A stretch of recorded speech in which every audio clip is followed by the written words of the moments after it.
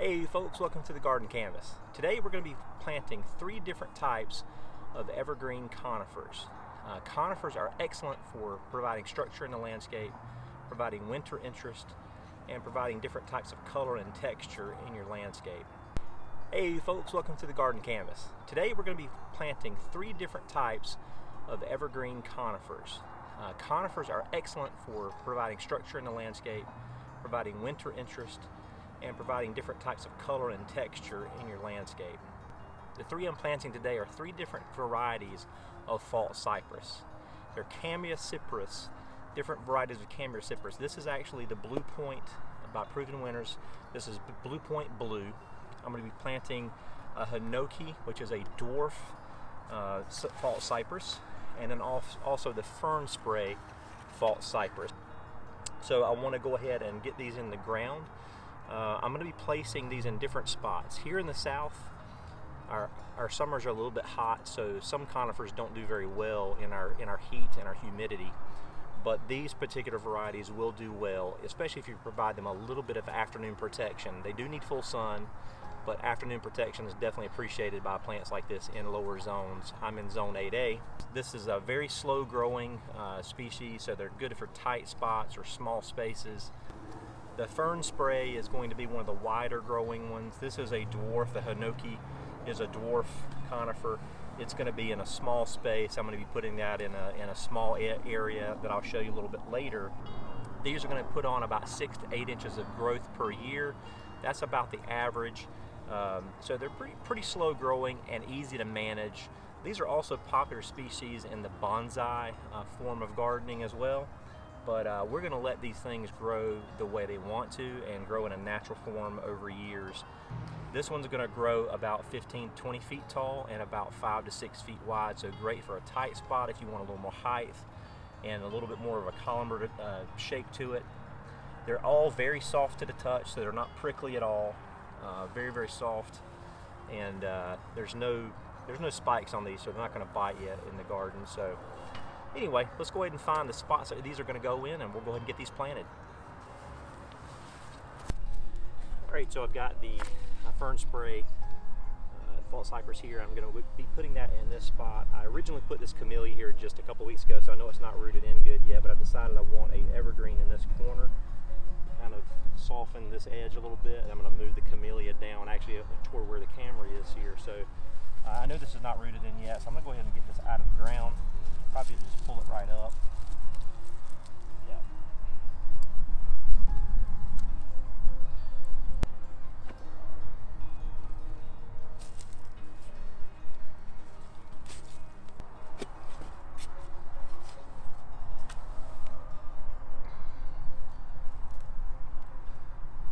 Now,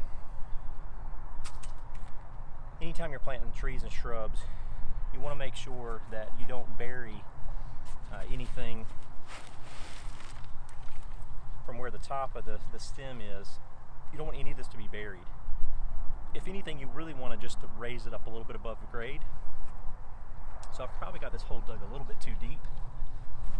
Once I get the mulch pushed back to it, I don't want that mulch touching the trunk. So I'm going to raise this up a little bit, add back some of that dirt.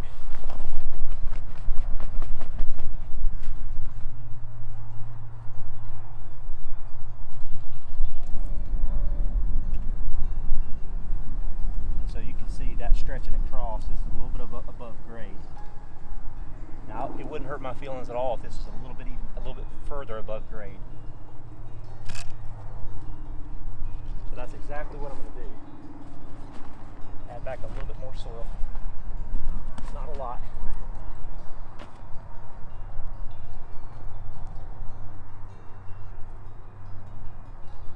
And then what I'll do is when I backfill, I'll just pile my soil up so that this gets good drainage and it's not sitting in water.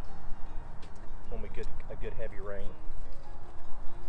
I also want to make sure that I have the roots teased out so they're not continuing to grow in a circle in the pot.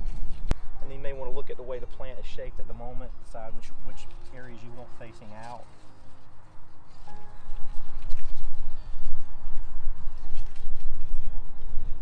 That's how I'm gonna plant that one. All right, I'm gonna backfill. See some grubs, so I'm going ahead and get rid of those while they're coming to the surface.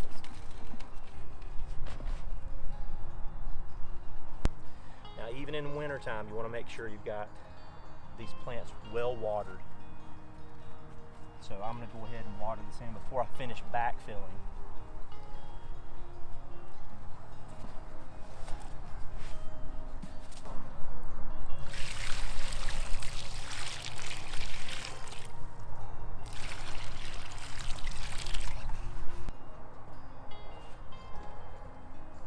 And that the roots are teased out a bit. Even if the plant doesn't love it initially, it'll thank me later.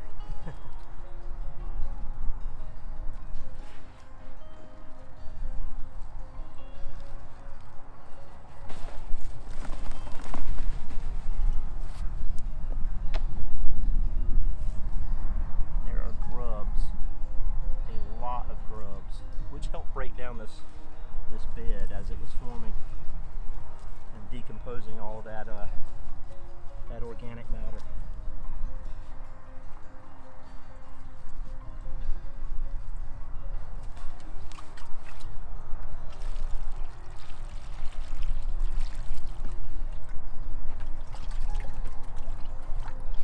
Go ahead and finish mounding the dirt up around the root ball.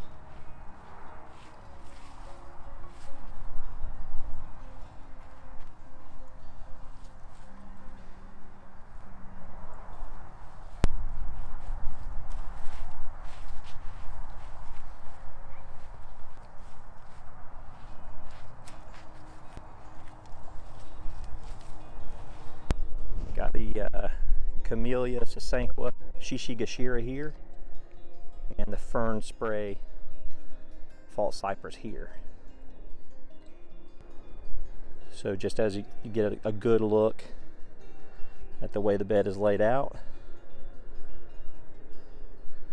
this will be able to wrap this curve where we have Shasta viburnum, we have some fairly large, about 8 feet tall, 2 of them, sweet tea olives on both sides of this green giant arborvitae.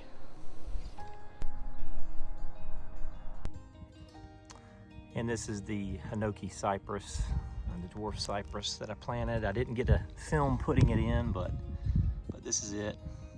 Not very big right now, about 18 inches tall by 12 inches wide, but it's going to be a beautiful specimen as it gets older and as I develop this bed. And this is just kind of an idea of where it's located.